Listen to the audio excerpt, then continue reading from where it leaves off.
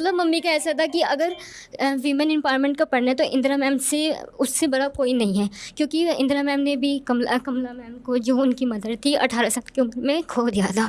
तो उन्होंने भी इतना करा। फिर मैंने ये सब पढ़ा कि अगर एक वीमेन लीडरशिप में जाती है तो कितनी पैट्रियार्कल सोच हर्ट होता है।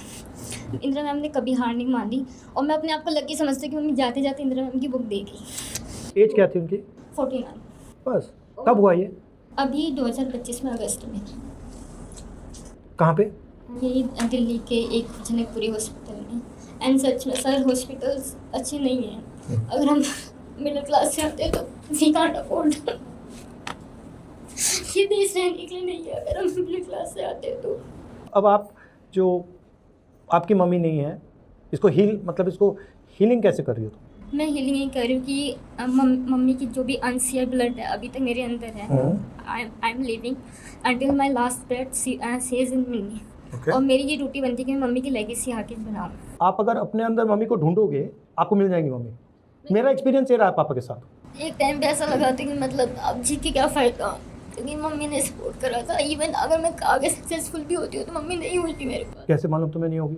है, बट अब उनका रूप अलग है। बस अब समाज आपको कह रहा है कि नहीं है, नहीं, आप उनका दूसरा रूप ढूंढो तो आप मिल जाएगा। ये सब इंस्पिरेशन मेरे को बुक्स मिली। मैं आपसे सवाल पूछूंगा, आपकी मम्मी क्या जवाब देगी वो मुझे जवाब देना, ठीक है?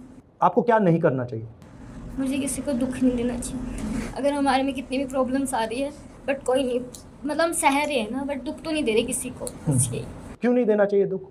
क्योंकि जो दुख अगर हम किसी और को दे रहे हैं तो वो फिर कर्मा भी बैक होता है। इवन हमने खुद रियलाइज़ करा इतने सारे दुख, तो हम क्यों चाहेंगे? अब जैसे मोस्टली लेडीज़ का ये होता है, पुरानी जो पैट्रियार्कल को आगे चलाती है कि हमने ये सहा है तो तुम भी सहोगी।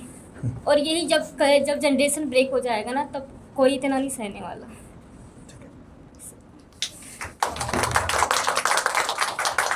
Do you think the